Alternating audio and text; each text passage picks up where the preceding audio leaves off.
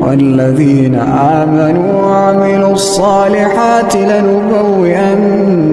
من الجنة غرفا تجري من